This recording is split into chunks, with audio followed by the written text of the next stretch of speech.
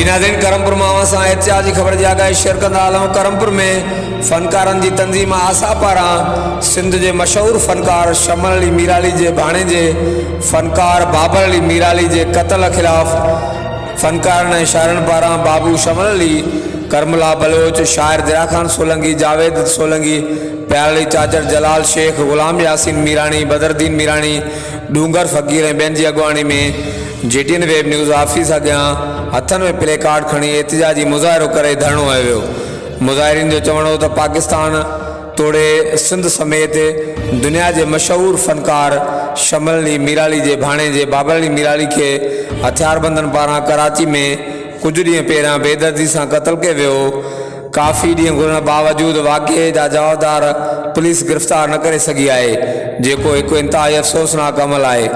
उन्होंने हुकूमत ऐं ॿियनि वसवारनि खे अपील कई त वाक़े में मुलविस जवाबदारनि खे जल्द गिरफ़्तार करे मुतासिर ख़ानदान सां इंसाफ़ कयो वञे। ॿी सूरत में एहतियात जो दायरो वधायो वेंदो। इन हवाले सां करमपुर इलाइक़े जे शाइरनि ऐं फ़नकारनि जो वधीक छा चवणो हो, अचो त ॿुधूं था इन तफ़सीली रिपोर्ट में।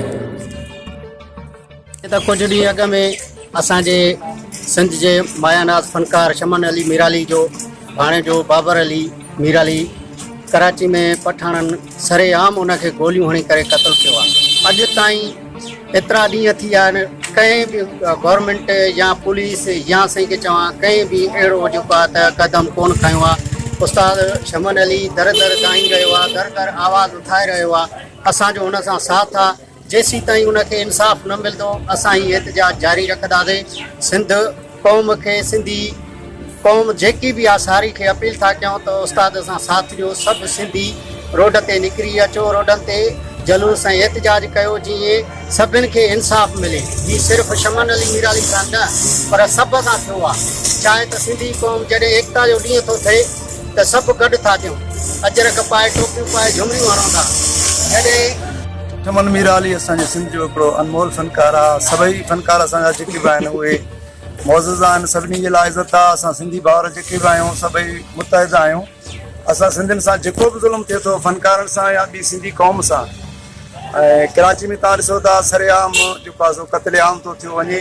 हिन वक़्तु असां जेको आहे सो पंहिंजो सिंगर बाबर अली मीराली जे उन जी हिमायत में असां रैली कढी आहे ऐं शमन अली मीराली जेको भाणे जो आहे उन जे बारे में असां जेसीं ताईं इंसाफ़ न मिलंदो तेसीं ताईं एहतिजाज कंदा रहंदासीं ऐं हक़ जे लाइ आवाज़ बुलंद कंदा रहंदासीं।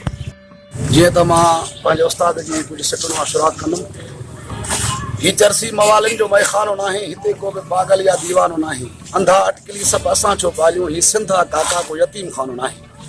जीअं त असांजी सिंध जो छा पर पूरे पाकिस्तान लेवल ऐं पूरी दुनिया लेवल जो फ़नकार आहे शमन अली मीराली, जेको कंहिं बि तारीफ़ जो मोहताज न आहे। अॼु उहो इंसाफ़ लाइ दर दर भिटके थो, सुभाणे असां जहिड़े ग़रीबनि या ॿिए कंहिं शाइर फ़नकार जो छा दाद थींदो। जॾहिं शमन अली खे पाकिस्तान जी हुकूमत तरफ़ां, सिंध हुकूमत तरफ़ां इहा मोट मिले थी, अॼु भाणे जे क़त्ल जे लाइ हिकु हिकु दर ते तव्हां ई वेठो आहे, को इंसाफ़ नथो थिए। असां गवर्नमेंट सिंध खां ऐं पाकिस्तान खां मुतालबो कयूं था त उनजे क़ातिलनि खे वधि में वधि सख़्तु सज़ा ॾिनी वञे। महिरबानी।